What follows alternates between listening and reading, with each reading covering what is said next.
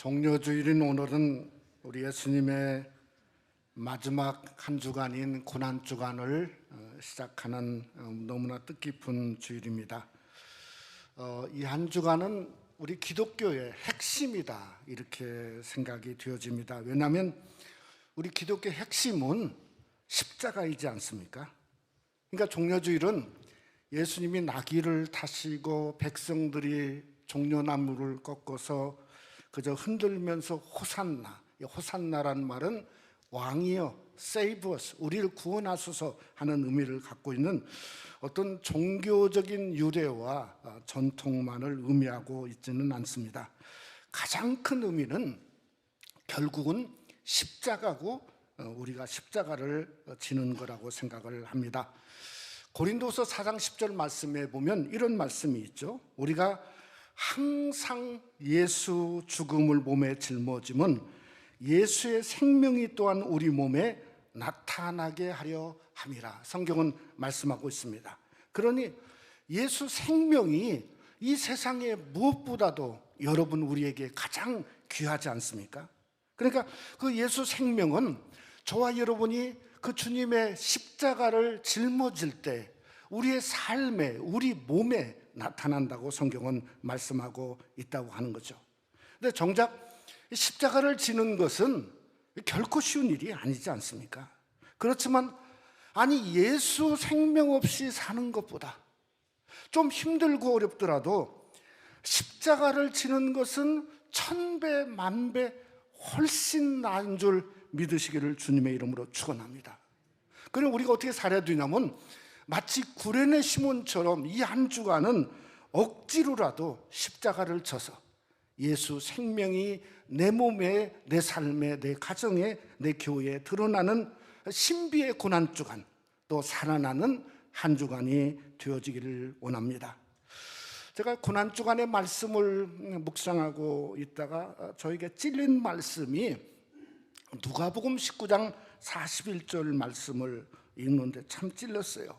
거기 보면 뭐라고 말씀했냐면 예수께서 예루살렘 가까이에 오셔서 그 도성을 보시고 우시었다, 통곡했다 이렇게 성경은 말하고 있어요.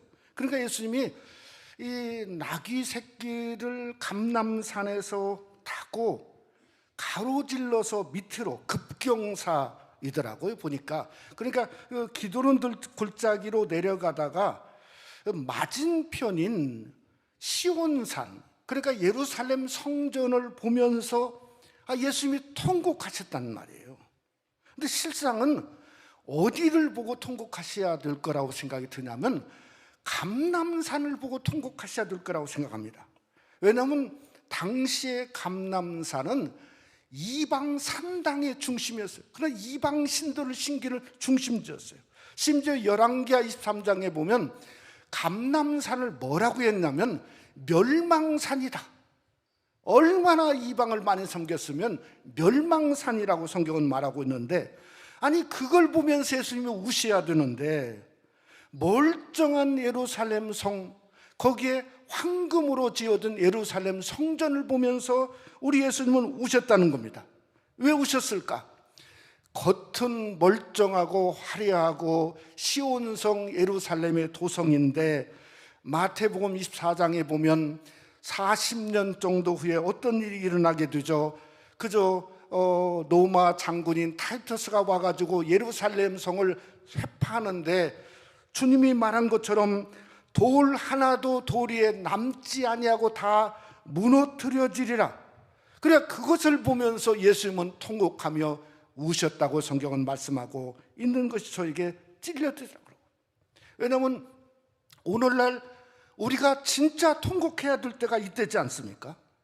아니 2년 동안 팬데믹으로 하나님의 교회가 문이 닫아서 제대로 예배할 수 없는데 이제 겨우 마스크 좀 벗으려고 하는데 갑자기 전쟁이 생겨가지고 그것도 그냥 끝날 줄 알았더니 아니 한 달 이상의 전쟁이 일어나고, 아니 우크라이나 어떤 마리오폴이라는 도시는 90%가 도시가 무너졌고, 아니 심지어 민간인들이 수백 명씩 죽어서 대량 학살로 이어지는 모습을 보면서 아마도 이 세상은 마지막에 저렇게 무너질 것 같다고 생각이 들어지지 않습니까?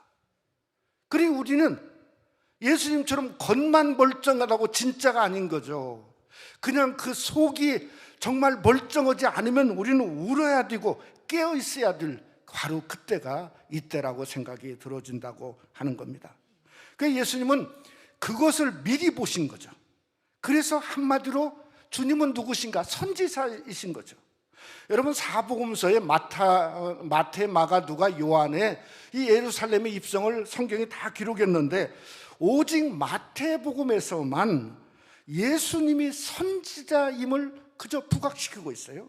그저 입성한 후에 이는 누구냐 그랬더니 11절에 끝에 뭐라 했냐면 이르되 갈릴리 나사렛에서 나온 선지자 예수라 하니라.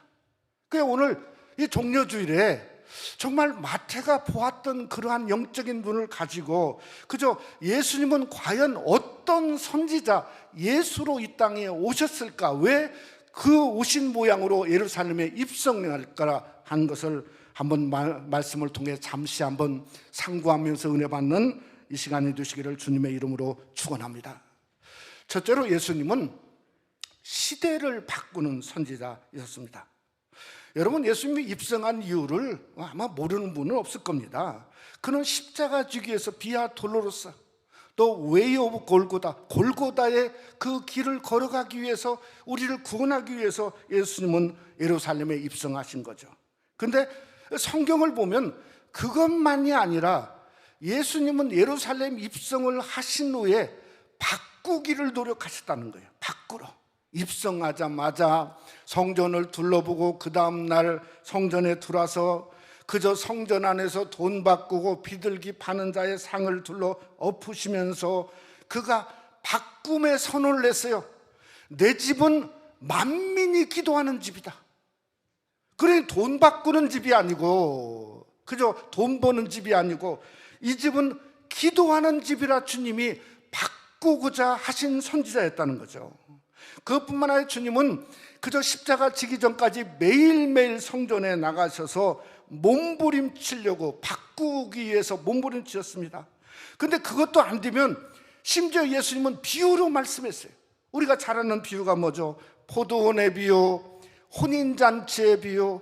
그래도 안 되니까 깨어있어라 열처녀의 비유를 통해서 우리 주님은 말씀하시고, 그래도 안 되니까 아예 계명을 주셨어요. 새로운 계명. 그저 몸과 마음과 목숨과 정성을 다하여 하나님을 사랑하고 내 이웃을 내 몸까지 사랑하라. 아예 이름을, 새로운 계명을 붙여서 주셨다는 겁니다. 여러분, 그저 로마 병정에 잡히고도 빌라도에게 또 바꿈을 얘기했어요. 요한복음 18장에 보면 예수님 뭐라 했냐면 나는 하늘로서 내려온 왕이라는 겁니다. 근데 하시는 말씀이 진리를 증언하고자 왔다고 그랬어요. 그래서 빌라도가 유명한 말을 했지 않습니까? 진리가 무엇이냐? 그러나 여러분, 한 주간의 주님의 예루살렘 입성은 어떻게든 교회를 바꾸고 성도를 바꾸고 우리의 삶을 바꾸고 세상이 마치 진리로 숨쉬는 나라, 숨쉬는 백성으로 주님은 바꾸고자 하시는, 시대를 바꾸는 선지자로 예수님은 예루살렘에 입성하게 되었다고 하는 겁니다.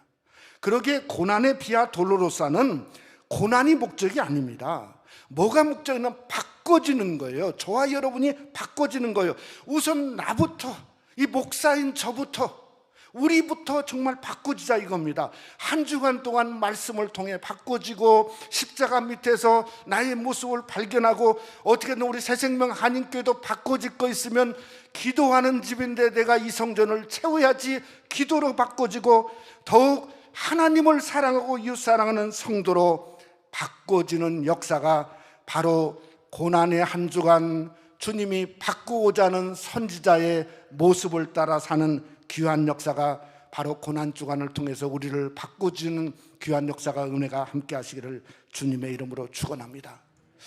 두 번째는 행동하는 선지자였어요. 보통 이 프라펫이라고 하는 선지자는 기능적 선지자를 많이 생각합니다. 이 기능적 선지자라는 말은 무슨 말이냐면 어떤 상황이 되든 말든 누가 반응이 있건 어떤 간에 기능적으로 그냥 가서 백성에게 하나님 말씀을 전하는 거예요. 그게 기능적 선지자예요. 근데 예수님은 기능적 선지자가 아니라 행동적 선지자였어요. 오늘 성경을 보세요. 아니 맞은편 마을로 가서 나귀와 나귀 새끼가 있으면 풀어서 끌고 오라는 거예요. 그냥 끌고 오라는 거예요. 내게로 오라는 거예요. 그러면서 왜 풀고 갔냐? 그러면 뭐라고 하죠? 주가 쓰시겠다 하라. 아니 이게 도대체 뭔 얘기인가 생각해 보면 이거야말로 스가랴 9장에 나오는 스가랴 선지자의 예언의 말씀을 그대로 그의 삶 속에 행동으로 옮긴 거죠. 그래서 그대로 하신 거죠. 여러분, 주님이 나귀와 나귀 새끼가 왔는데 나귀 새끼를 타셨어요. 어디서 탔냐면 감람산에서 탔단 말이에요. 근데 제가 가보니까 아주 급경사예요. 사람도 제대로 내려갈 수 없는 급경사 내리막기는데 제가 거기를 걸으면서 이런 생각을 예전에 했어요. 아니 예수님 태웠다고 그 나귀가 여기서 안 넘어질까? 아니 예수님이라고 안 넘어지겠어요? 예? 아니 이게 당연히 넘어질 수 있는 거죠. 근데 한 번도 사람을 태우지 못한 나귀 새끼를 탄 것은 뭔가 행동하는 선지자였다는 겁니다. 지난 주간에 교회 광고하면서 우리 교회가 드디어 이제 새생명 요리학교를 한번 오픈을 하려고 하는데 신청을 하십시오 그랬더니 저는 그 광고하면서 무슨 생각을 했냐면 여자분들이 많이 몰리겠구나 이렇게 생각했는데 아니 친교 시간에 갑자기 와서 하는 말이 여자분들보다 남자들이 많이 신청을 한다고 그래요. 깜짝 놀랐어요. 행동하는 남편이지 않습니까? 생각해 보세요. 아니 그릇 청소, 그릇 닦는 남편보다 요리해서 아내를 맛있는 음식을 먹여주는 그 남편 그걸 바라보는 자식들의 마음이 얼마나 기분이 좋겠습니까? 그러니까 그게 바로 행복한 가정이다. 그냥 행동이 필요하다는 거죠. 여러분, 고난주간에 누가 가장 시험에 들었나? 지난 2000년 동안 가장 시험에 든 사람 한 사람이 누구냐면 베드로입니다. 고난주간에 베드로가 시험에 넘어졌어요. 근데 그것을 아예 성경은 마태복음, 마가복음, 누가복음에 다 기록했어요. 왜 넘어졌나 이유를 말했어요. 베드로가 멀찍이 예수를 따라가니라. 넘어진 이유예요. 멀찍이 예수를 따라간 거예요. 그러니까 베드로는 넘어질 수밖에 없었다고 마태도 생각하고 마가도 생각하고 누가도 생각했다는 거죠. 이번 고난주간은 멀찍이 가면 넘어집니다. 우리는 앞으로 가야 돼요. 어떻게? 누가복음 19장 28절에 보면 예수님이 이런 말을 했어요. 예수께서 이 말씀을 하시고 예루살렘을 향하여 앞서서 가시더라. 사랑하는 성도 여러분, 우리는 행동하는 선지자 예수 그리스도를 바라보면서 우리가 이 고난에 뒤서지 말고 앞서서 먼저 깨우고 그저 한 주간 우리가 생각할 때 다시 십자가 앞에 어떤 모양이든지 내가 다시 한번 십자가 앞에 앞서서 나갈 때 십자가에서 여러분과 우리 신앙의 모습을 발견하는 귀한 은혜가 함께 하시기를 주님의 이름으로 축원합니다. 세 번째는 행동하는 선지자입니다. 예수님이 이 예루살렘 성에 들어갔으니 온 성이 소동했습니다. 사람들이 그랬어요. 10절에 이는 누구냐? 누가 왔길래 저렇게 소동치냐? 그랬더니 11절에 답을 하지 않습니까? 가로되 갈릴리 나사렛에서 나온 선지자 예수라 하니라. 갈릴리는 뭐죠? 우리 예수님이 공생의 3년 반의 사역의 현장이에요.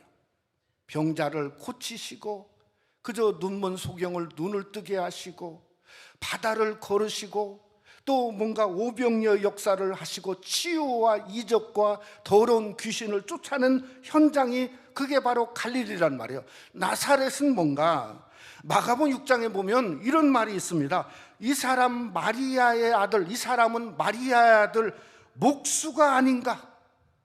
그러니까 예수님은 30년 동안 그저 뭔가 한 가정의 가장으로서 목수로서 백성들과 함께 했다고 하는 선지자였어요. 그러니까 그분은 백성과 함께 삶을 살고 울고 웃었던 선지자였다는 거죠.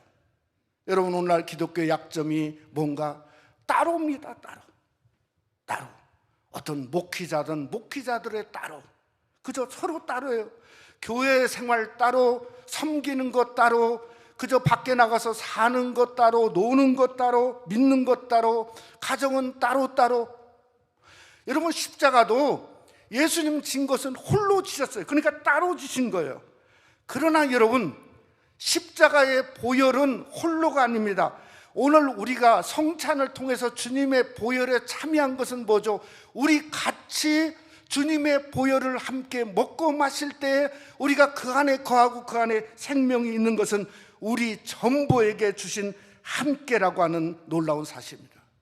그러니 우리는 보혈에 누구나 참여할 수 있고, 우리는 뭐죠? 오직 nothing but the blood of Jesus, 예수 그리스도의 보혈뿐이죠. 그 보혈의 은혜, 그 사랑, 그 기쁨, 그 예수 그리스도를 함께 나눌 수 있는 것이 예수님이 갈릴리 나사렛에서 나온 선지자의 모습을 담는 거죠. 그럴 때 함께 할 때 고린도전서 1장에 말한 것처럼 십자가는 하나님의 능력이 됨이라 말씀하신 그것을 경험할 수 있다고 하는 거죠. 저와 여러분의 삶이 마음을 열고 문을 열어서 저 십자가에 함께, 우리가 서로 함께 그 길을 걸어가는, 그저 함께하는 선지자의 모습이 우리 새생명 한인교회 여러분과 저의 모습이 되시기를 주님의 이름으로 축원합니다. 말씀을 맺고자 합니다. 오늘 예루살렘에 입성한 주님의 출발점이 오늘 성경에 보니까 벳박에 이르렀다 그랬어요. 벳박에. 이 벳박이란 뜻이 뭔가 봤더니 설익은 무화과 열매의 집이에요. 그러니까 이 초실 처음에들 그냥 따가지고 버리기 아까우니까 가난하니까 가난한 지역이에요. 그것을 한쪽으로 모아놓은 거예요. 그래서 설익은 무화과 집이 벳박이에요.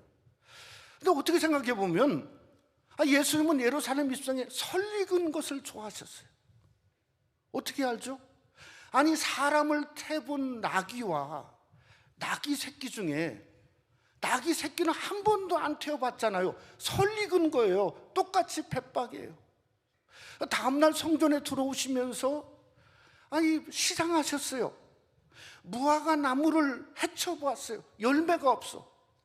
근데 뭐라 했냐면 때가 아니라고 그랬어요. 때가 아니라. 그 예수님이 그저 가장 이렇게 그 완숙한 아니라 그저 설익은 소위 말하는 파괴라고 하는 설익은 무화과를 찾으셨는데 그것도 없었단 말이에요. 그러니까 주님은 설익은 걸 원하세요. 오늘날 고난주간을 맞이하면서 비아 돌로로사의 문제점이 뭐냐면 설익은 게 아니라 너무 잘 익었어요. 종려주의를 하면 뭐 할지 다 알아요. 한 주간 하면 하는 것 그냥 딱 이건 얘기하고 너무 잘 알아요. 그러니까 종교적 절기의 전문가들로 가득해요. 아니, 주님은 나귀 새끼를 기다리는데 우리는 예수님이 나귀 새끼를 어떻게 타십니까? 명마를 들고 오는 거예요. 명마를 들고 오는 거예요. 여러분, 예수님은 설익은 벳박에서 시작하시고 또 그 다음에 베다니에 이어하셨는데 베다니는 슬픔의 집이에요. 근데 그는 어떻게 나면 예수님은 그런 데 계실 수 없다는 거예요. 화려한 저 예루살렘 성전에서 시작하려고 하니까 호산나 소리도 그저 귀에는 들리지만 마음속에는 들리지 않고 호산나 주님은 만날 수 없는 시대가 되었다고 하는 겁니다. 사랑하는 성도 여러분, 비아 돌로로사의 시작은 어설픔입니다. 설익은 거예요. 순수한 겁니다. 순전한 겁니다. 우리가 아무리 잘 알더라도 허울을 벗어버려야 돼요. 우리는 명마보다도 오히려 나귀 새끼를 타신 연약하고 부족하고 그저 어리석은 우리 자신을 주님은 원하고 계신다는 사실을 믿으셔야 됩니다. 그걸 쓰시고자 하시는 겁니다. 여러분, 나귀 새끼를 한번 생각해 봤어요. 나귀 새끼라고 무조건 예수님이니까 무조건 태웁니까? 아닙니다. 여러분, 나귀 새끼니 무릎을 꿇지 않으면 예수님이 탈 수가 없어요. 그러니 무릎 꿇고 등을 내밀 때 주님이 타실 수 있었던 겁니다. 사랑하는 성도 여러분, 여러분이 저 십자가에서 무릎 꿇고 여러분의 등을 내밀어 보야 고난의 신비가 무엇인가를 진정할 수 있습니다. 2022년은 고난의 신비를 알고 경험하는 올해가 되시기를 주님의 이름으로 축원합니다. 거기에 십자가의 능력이 있습니다. 바로 그것이 영광의 길이라고 생각이 들어집니다. 2000년 전에 선지자 예수가 먼저 앞장서러 가셨는데 2022년 올해는 여러분이 먼저 예수님을 등에 태우고 주님과 같이 함께 예루살렘을 입성해서 고난의 신비를 경험하는 귀한 은혜가 오늘 종려주일을 맞이하고 한 주간 우리 고난 주간을 맞이한 우리 속에 같이 하시기를 주님의 이름으로 축원합니다.